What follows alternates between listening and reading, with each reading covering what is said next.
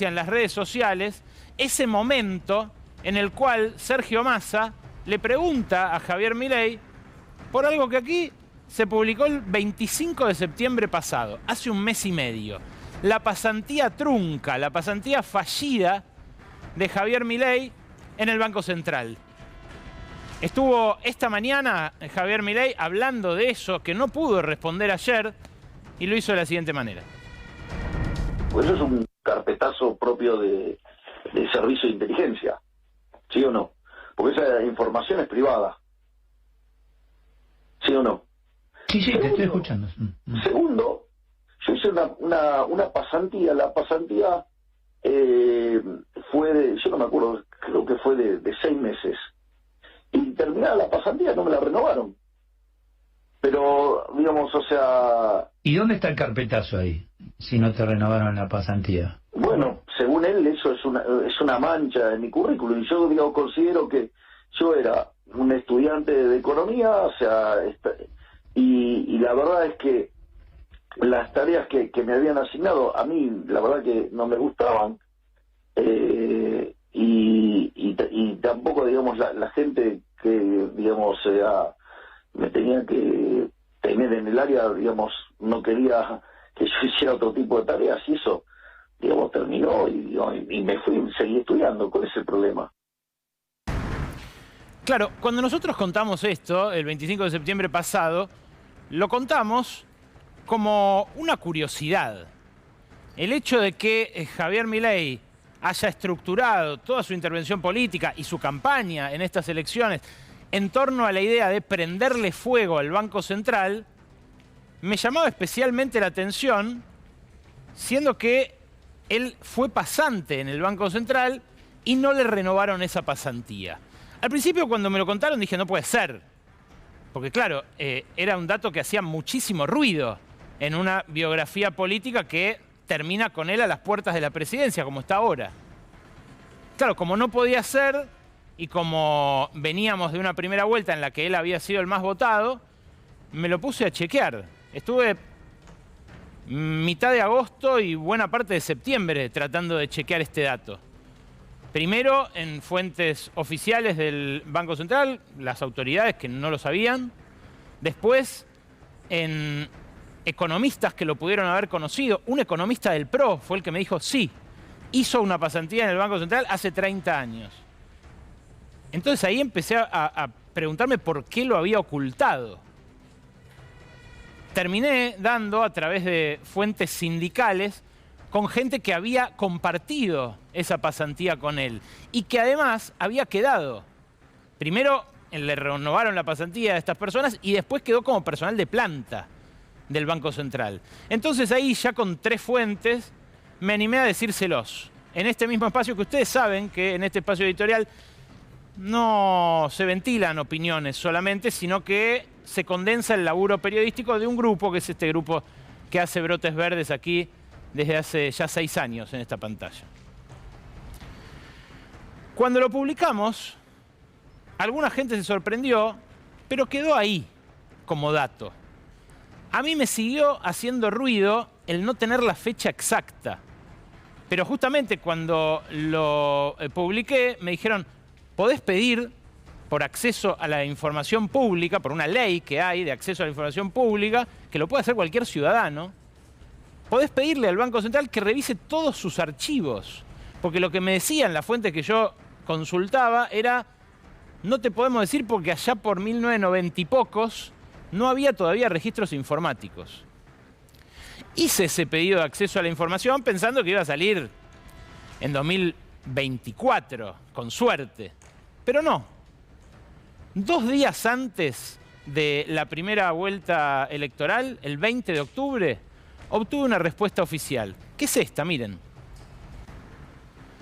El Banco Central, viernes 20 de octubre de 2023, de nuestra mayor consideración, tengo el agrado de dirigirme a usted en el marco del expediente de referencia mediante el cual tramita su solicitud de acceso a la información pública. Este Banco Central revisó, dio intervención a la Gerencia de Relaciones Laborales y Medicina del Trabajo, dependiente de la Gerencia de Recursos Humanos, que informó lo siguiente, después de haber revisado los registros físicos, repito, en libro. De conformidad con la documentación obrante en el área de recursos humanos, el señor Javier Gerardo Milei, con DNI 21 millones y tal, celebró un convenio de pasantía no rentada que se extendió por 6 meses, desde el 22 del 12 del 92 hasta el 22 del 6 del 93, en línea con las pautas aprobadas por la resolución de directorio número 450, bla, bla, bla. Y en el siguiente párrafo aclara: el sistema de pasantías se encontraba destinado a profesionales o estudiantes del último año de la carrera de hasta 26 años de edad. La selección de pasantes se hacía tomando en cuenta criterios... Baja, Rodo, por favor. Tomando en cuenta criterios como promedio de calificaciones, orientación financiera de los estudios realizados, antecedentes laborales y motivación para ocupar el puesto. Bueno, en ese pedido de acceso a la información, lo que estaba claro es que el periodo de 6 meses que duraba la pasantía inicial no había sido renovado. Pero lo que no había eran motivos. Entonces seguí indagando, pregunté y pregunté. Logré dar con 2 razones aparentes. Al término de la pasantía, según ese decreto y esas resoluciones del directorio del Banco Central que ustedes acaban de ver en el pedido de acceso a la información, se pedía un informe a los jefes de los pasantes y ellos eran quienes recomendaban la prórroga de la pasantía o la contratación en planta permanente. Estos 2 informes no son psicotécnicos. En esa época no existía el psicotécnico para las pasantías. Sí se empezó después a aplicar el psicotécnico por ley a todos los laburos y se extendió después a las pasantías, que después desaparecieron, porque a principios de los 2000 ese sistema, que era en muchos casos de uso fraudulento y abusivo, se derogó por ley. El tema es que esos 2 informes lo que cuestionan es la capacidad y la formación de Javier Milei. Claro, siendo un estudiante de último año de la carrera, que un jefe hable de una formación deficiente por parte de un joven profesional, equivale prácticamente a mandarlo de vuelta al principio, ¿no? Como el juego de la oca. Lo más saliente que dice uno de esos 2 informes es que Milei no sabía inglés. Pero repito, no es un delito ni que no le hayan renovado la pasantía en el Banco Central, ni que no supiera inglés, ni mucho menos son especialmente relevantes para la elección del domingo que viene, cosas que pasaron, como les dije, entre diciembre del 92 y junio del 93. Pero lo que sí es relevante es que lo haya ocultado. ¿Por qué? Bueno, porque, como les digo, Milei estructuró en torno al Banco Central toda su campaña. Y no solo esta campaña. En 2019, 2020, estuvo poniendo, justo antes de la pandemia, sí, fue 2019, principios de 2020, estuvo poniendo una obra de teatro, Javier Milei, una obra de teatro que hacía con un panelista televisivo, con un conductor, con una humorista. Y esa obra de teatro terminaba así, mirá.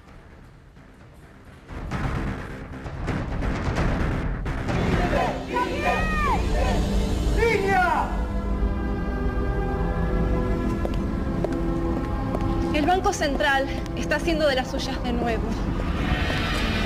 Creo que es hora de cerrarlo. De una buena vez.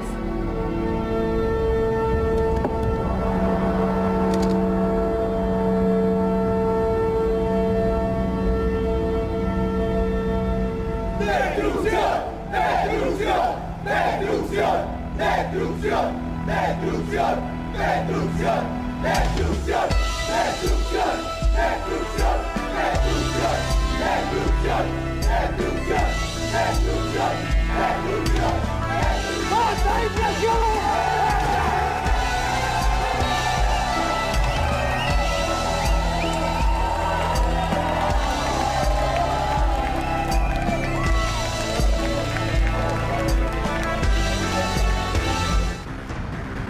Hay muchas imágenes de estas dando vuelta por las redes sociales.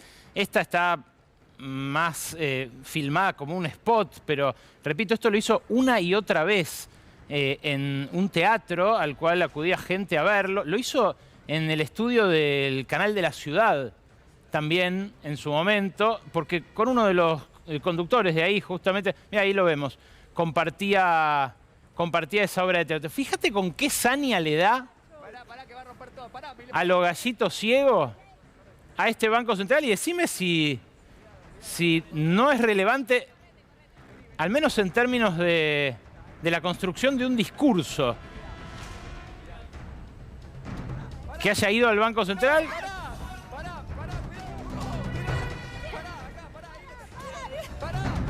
Y que no lo haya dicho.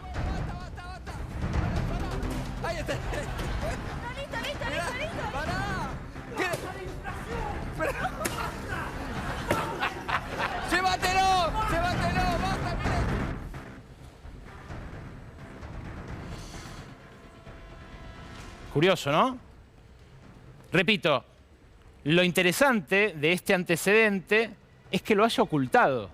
Porque a Ramiro Marra, que ayer desahuciado denunciaba la intervención de servicios de inteligencia y un carpetazo como el que el mismo Milei denunció hasta recién, ya sabiéndose durante todo el día de hoy que esto no venía de ningún carpetazo, sino que había salido en la tele hace un mes y medio, llama nuevamente y especialmente la atención que no se lo haya dicho a sus amigos. Yo le creo a Ramiro Marra, que anoche dijo, no le creo la parte, la hipótesis que traza después, porque sé cómo obtuve la información y se lo estoy contando, pero le creo que no lo sabía. Y no lo sabía habiendo sido alumno de Milei y habiéndose hecho muy amigo. Porque es un dato de su biografía que evidentemente lo incomoda mucho. Como vimos ayer en el debate, no les repito esa escena porque hoy se repitió justamente hasta el hartazgo. Ahora, este rasgo que podría ser casi de pintoresquismo por parte de Milei es uno de los rasgos que lo emparenta con la ultraderecha a nivel mundial. El show, la provocación en redes sociales, la instalación de fake news, son todos rasgos que de ningún modo revisten novedad en Javier Milei. Lo que tampoco reviste novedad y que es mucho más serio y mucho más grave que haber ocultado la pasantía, es la construcción de un relato que parece apuntar a desconocer el resultado de las elecciones el próximo domingo en caso de salir derrotado. Javier Milei hace un ratito le dio una entrevista a uno de sus amigos, por los cuales se deja preguntar, que es Trebuch, anteriormente trabajaba en el canal Crónica TV, ahora en América 24. Y respecto de eso, del fantasma del fraude y de las elecciones del próximo domingo, le dijo esto. Necesitamos hacer un esfuerzo grande en materia de fiscalización para que, básicamente, los votos... ¿Tenés miedo al robo? ¿Sí? ¿Tenés miedo al robo y al fraude o no? Y pero a ver, si todo el tiempo se habla de lo que tiene que ver con fiscales y la fiscalización y todo eso, ¿por qué te crees que es? Porque justamente, digamos, o sea, los muchachos son pícaros y bueno, si hay una diferencia chiquitita... Los muchachos son pícaros y después deja sembrada la duda. Una duda sobre un sistema electoral que vio en estos 40 años de democracia perder a oficialismos por muy poco y entregar el poder, que no tuvo ninguna denuncia concreta de fraude, que supo resolver en cuestión de horas nada más las denuncias falsas que presentaron, en este caso sí, comunicadores con vínculos muy tupidos con los servicios de inteligencia, la semana pasada, no, la anterior, respecto de la diferencia entre las actas y el escrutinio definitivo. Bueno, no había diferencia. No había diferencia. Y el peligro que tiene jugar con esta ambigüedad es el peligro de que se arme una guerra civil el domingo que viene. Así nomás. Así nomás. Es lo que buscó Trump con la toma del Capitolio, es lo que buscó Bolsonaro con el intento de toma del Palacio del Planalto en Brasil. Y claro, no se sabe hasta dónde puede llegar el poder, la convocatoria de un Milei intentando hacer lo mismo con Macri detrás. Porque nadie se iba a imaginar a Milei construyendo una situación como aquellas, como la del Capitolio, la del Plan Alto, pero estando ya la estructura macrista detrás, es otra cosa. De esto nos viene a hablar Gaby Vulcano en un ratito con un informe sobre los cortocircuitos por la fiscalización entre La Libertad Avanza y el macrismo y por qué se enojaron tanto los delegados que mandó Macri cuando le intervino la campaña a Milei por haberse quedado afuera ayer del debate. Como invitados los podría haber llevado, como Massa llevó a invitados extrapartidarios también. No los dejó entrar, no los llevó, hay mucha desconfianza cruzada y en el medio La Libertad Avanza intenta tender puentes. ¿Con quién? Con viejos conocidos, con fuerzas de seguridad y fuerzas armadas. Mirá, este fin de semana, anteayer, salió el general Paleo, el general Juan Martín Paleo, el jefe del ejército y teniente general a cargo de las Fuerzas Armadas, y escribió lo siguiente, después de manifestaciones que hicieron militares retirados y militares ya no integrantes de las Fuerzas Armadas, respecto de la posibilidad de un fraude. Móstralo directamente. Rechazó en forma absoluta las expresiones de esos retirados, de esos exintegrantes, y lo hizo por tratarse, según él, de expresiones irresponsables, falaces y malintencionadas. Sigue Paleo y dice lo siguiente. Dice que los que se manifestaron, que a su vez reprodujo inmediatamente varias referencias, varios dirigentes de La Libertad Avanza, ahí lo tenemos, que esas manifestaciones están en contra del espíritu de las propias Fuerzas Armadas, que tienen que ser políticamente neutrales, que tienen que respetar las instituciones republicanas, y dice Paleo, hechos como los acaecidos vulneran las normas vigentes y afectan la disciplina, especialmente por efectuarse a pocos días de un acto electoral. Esa neutralidad política que le exige tanto a los retirados como a los exintegrantes como a los activos, es un valor institucional que debería ser respetado por la política toda, pero también por el personal militar. Esto lo dijo Paleo, hay un último tuit donde directamente firma este hilo de afirmaciones. Pide un instrumento militar cada día más profesional, independientemente del signo político o del gobierno de turno. Hasta aquí una actitud como la que uno espera de un jefe militar en democracia. Pero no es el único con quien intentó vincularse La Libertad Avanza. Se sabe que Victoria Villarruel tiene nexos directos con militares procesados, juzgados y condenados por delitos de lesa humanidad. Se sabe que el Tigre Acosta, jefe de la represión de la Marina en la ESMA, celebró cuando supo que Victoria Villarruel, una de sus defensoras más acérrimas en los tribunales, en prisión, accedía al balotaje de la mano de Javier Milei. Pero lo que no se sabe es que también La Libertad Avanza intentó tender puentes con la policía. Fíjate, además de Paleo, aquí al que se ve es al subjefe de la Policía Federal, Osvaldo Mato. Osvaldo Mato es un hombre que tiene sus vínculos en la política, sus vínculos por familiares políticos justamente, pero que integra una estirpe, casi sangre azul, de la Policía Federal Argentina. Bueno, Mato tuvo reuniones que pude confirmar en ambos lados con emisarios de Javier Milei.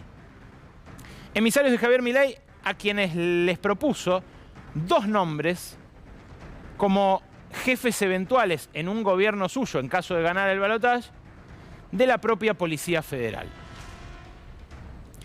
La Policía Federal ya había tenido un extraño vínculo con la política cuando en febrero del año pasado, cuando llegaron las autoridades nuevas del Fondo Monetario, las recibieron con pompas y honores en el edificio de la Policía Federal, ahí en el cuartel general de las fuerzas. Incluso publicaron un video institucional insólito recibiendo, ya no Matos, sino su jefe, Hernández, al enviado del Fondo Monetario, que además es inglés, es británico, llamado Ben Kelmanson.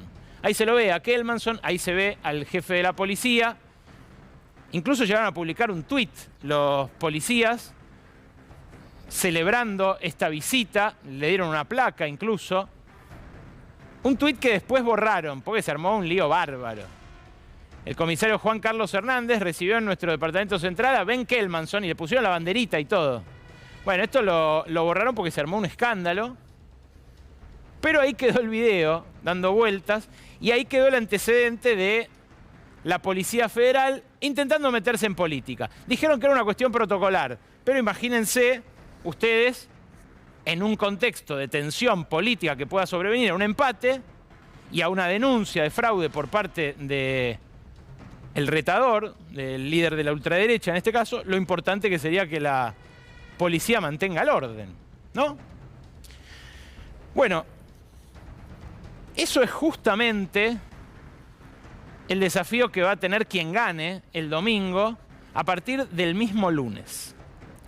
Porque ahí, aunque ocurra el resultado que ocurra, va a haber un reseteo importantísimo de la economía. Estamos hablando de algo que va a ocurrir dentro de 7 días y que además tiene un carácter muy incierto, porque sería muy distinto un mundo al otro, o sea, lo que pasaría el lunes próximo en función de que gane uno o el otro.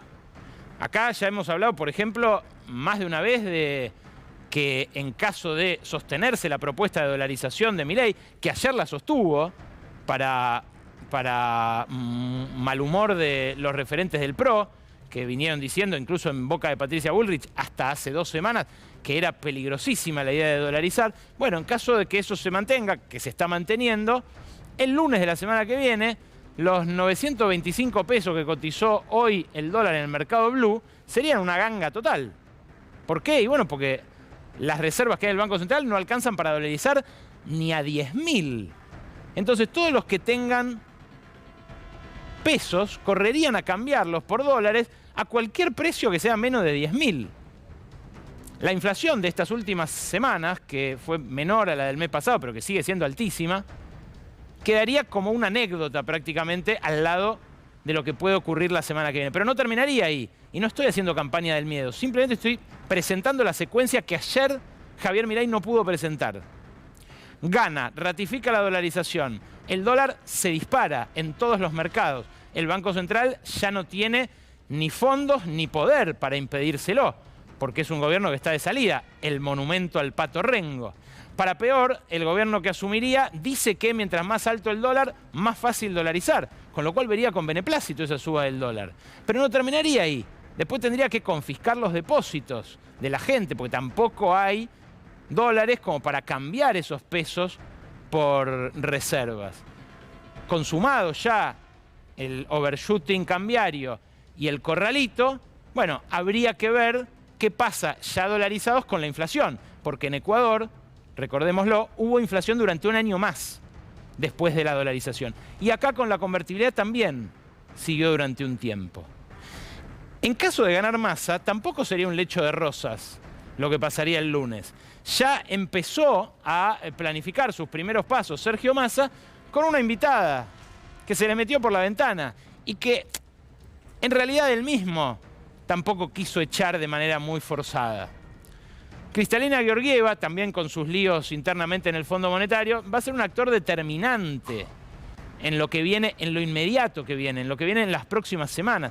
Por eso también habría estado bueno que ayer Sergio Massa explicara más qué va a hacer con el Fondo Monetario. Porque esto de juntar los dólares para pagarle es bastante flojo, ¿eh? No es la situación de Néstor Kirchner en 2005. La Argentina hoy debe 5 veces eso. y tiene muchas menos reservas. Y además está condicionada por haber reconocido una deuda fraudulenta en un gobierno del signo contrario, que fue el gobierno peronista. ¿Qué le va a dar el Fondo Monetario a Massa de plazo para poder hacer eso que él dice que va a hacer, para lo cual tampoco tiene plata? No lo sabemos. No lo sabemos. Faltan respuestas más precisas del candidato oficialista en torno a esto. Pero lo que sí sabemos es que va a intentar hacer un equilibrio geopolítico que ya hizo en este último mes con un actor muy importante en el mundo que viene, China. Estos 4 protagonistas son los que van a definir nuestro futuro inmediato. Uno de los dos, el que gane, a partir del lunes próximo, va a tener que negociar con esa señora, con la jefa del Fondo Monetario, ante la atenta mirada de ese señor de la punta. El señor que le permitió a Sergio Massa, a un Sergio Massa que siempre fue alumno directo, casi pupilo de Estados Unidos, desmarcarse cuando Estados Unidos empujó a la Argentina al precipicio, justo antes de las PASO. Si Massa pudo zafar de esa devaluación que dice le pedían del 100%, tampoco se supo específicamente eso por escrito ni nada, es porque Xi Jinping le prestó el dinero suficiente para hacer frente a los vencimientos a través del canje de monedas, el swap entre el yuan y el peso argentino, que se sabe funciona como un préstamo de China a la Argentina. Ahora, otra cosa que va a tener que hacer Massa de inmediato, en caso de querer pisar firme, es hablar de qué sendero de recuperación va a tener el salario. Porque ayer Milei mintió en el debate cuando le dijo que en su gestión los sueldos habían perdido 33% de su poder adquisitivo. Pero mirá el derrotero del poder adquisitivo de un salario real promedio del sector privado, de los que tienen recibo de sueldo, descuento, obra social y todo. Fíjate, esa persona que en promedio en agosto pasado ganaba brutos, antes de descuentos, 344 lucas, cuando asumió Alberto Fernández ganaba 376. Cuando asumió Mauricio Macri ganaba 461.000 pesos. Y en 2011, cuando fue reelecta Cristina Kirchner, ganaba un poco menos, 421.000. Ahora, ese salario, el actual de 344.000, es más bajo que el de cuando asumió Alberto Fernández. Obviamente es más bajo que el de cuando asumió Macri, pero es superior al que había después de la crisis de la convertibilidad cuando asumió Néstor Kirchner. 276.000 pesos a plata de hoy es lo que ganaba el asalariado promedio en aquel momento. ¿Cómo va a ser para que esta escalerita se reedite? Eso es lo que tiene que explicar Massa, por supuesto, y lo que quizás debió haber explicado más en campaña también, si no hubiera sido beneficiado por tener un candidato enfrente que genera tanta pulsión de rechazo, ¿no? Fíjate, el empleo asalariado privado, a diferencia del salario, mejoró durante el gobierno del Frente de Todos, mejoró durante el gobierno de Alberto Fernández. Fíjate, entre la asunción de Macri y su derrota en primera vuelta en 2019, se perdieron 220.000 empleos privados en blanco. Durante la gestión de Alberto Fernández se recuperaron más de 330.000. Hoy hay 6.350.000 personas que tienen ese recibo de sueldo. Hay el doble de eso de informales, que perdieron más que lo que perdieron los formales, perdieron más que lo que tienen recibo de sueldo y están en blanco, pero no perdieron lo que dijo Milei. Ni siquiera tomando solamente a los informales, a los changarines, se registra esa caída que dijo Milei. ¿Esto exculpa a Massa como ministro de Economía? En absoluto. En absoluto. Ahora, forma parte de la agenda inmediata que, por lo que sé, va a intentar desplegar a partir del lunes mismo en caso de ganar. O sea, el que gana el domingo empieza a gobernar el lunes. Es así. Porque no hay tiempo para transiciones en esta Argentina en crisis. Y esto quedó clarísimo en el dato de inflación de hoy, interanualmente arriba del 140%. Fíjate, si el sueldo promedio bajó pero los empleos aumentaron, ustedes me podrán decir, bueno, capaz es la misma plata repartida distinta entre los laburantes. No, señores, no, señoras. Lo que hay de más en la Argentina de hoy es ganancia empresarial. Y fíjate cómo lo grafica Mate, el mirador de la actualidad del trabajo y la economía, nuestros amigos rosarinos que siempre citamos acá porque realmente son muy precisos en esto. Entre 2015 y 2023, la economía prácticamente se mantuvo en el mismo nivel. Cayó con Macri, se recuperó un poco con Alberto Fernández, pero está más o menos en ese momento, en ese nivel en el que la dejó Cristina en su momento. Claro, el valor agregado está en el mismo nivel, pero la masa salarial está mucho más abajo. Y la diferencia entre una y otra es la ganancia empresaria. En estos últimos 8 años, los trabajadores de conjunto le transferimos a los dueños de la Argentina, a los dueños del capital, la friolera de 243.000 millones de dólares. Ese es el saldo del ajuste salarial de los últimos 8 años. Esa es la superficie entre las dos curvas y de ahí es donde se va a tener que tomar Massa en caso de querer reeditar lo de Néstor Kirchner a partir del lunes. Es importante esto porque también pasa lo mismo con el déficit. Esto que dice Milei de hay que pasar la motosierra y ajustar el gasto, no funciona porque mirá lo que pasa. Cada vez que caen los ingresos, cada vez que caen los gastos, perdón, caen los ingresos a la par, porque cae la economía.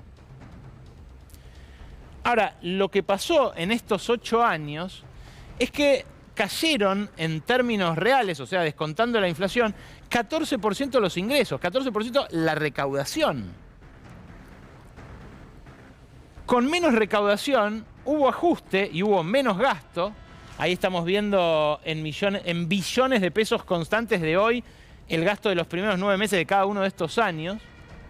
Bueno, lo que se ve es lo mismo, la misma dinámica que la otra, pero en este caso el ajuste que se muerde la cola. De vuelta, si Massa quiere ir al déficit cero el año que viene, va a tener que trabajar sobre esos ingresos que cayeron 14%, y no pasar la motosierra sobre el gasto como quiere Javier Milei, como a veces algunos de sus referentes también parecen sugerir. Me refiero a los referentes del oficialismo. Claro, lo que se viene para la Argentina es muy distinto a lo que venimos de transitar. Todos lo dicen. Mirá, las últimas 2 semanas llovió un montón. Llovió un montón. Ya está asegurado que la cosecha de trigo de fin de año y que la siembra del maíz y la siembra de la soja de primera se va a poder hacer y que el año que viene va a traer, no sé si un récord, pero sí un nivel muy alto de dólares a la Argentina. También están madurando las inversiones energéticas en Vaca Muerta. La gente que trabaja en eso dice, no sabés la cantidad de guita que se viene a la Argentina. Es posible que piense en esto Massa a la hora de pagarle al Fondo Monetario, pero es importante tener en cuenta que lo que se juega es el reparto de ese excedente, el reparto de ese capital de todos nosotros, de esto que es la casa común, por los próximos años. Y que quien tenga que negociar eso va a estar sometido a presiones importantes, como la que estuvo sometido Javier Milei ayer en el debate. Probablemente mucho más. ¿No es importante la templanza para esta negociación? ¿No es importante también que se especifique un poco más cómo va a ser esa negociación y qué parte nos va a tocar a nosotros, los que venimos perdiendo en los últimos 10 años en la Argentina? Son respuestas que los dos candidatos todavía se deben, o que más bien todavía le deben al público. Pero esto que se viene para la Argentina el año que viene, una lluvia de dólares, y no como la lluvia de inversiones de Macri, que era solamente porque ellos eran buenos, o rubios, o lindos, o amigos de Wall Street. No, no, una lluvia de dólares comerciales, de cosas que venda la Argentina. Esa lluvia va a llegar a las provincias. Y en las provincias, miren, este mapa lo mostramos en agosto. En las provincias hay ventas mayoritariamente a países comunistas, lamento decirles. Ayer dijo Milei, no pasa nada, los privados van a poder seguir negociando.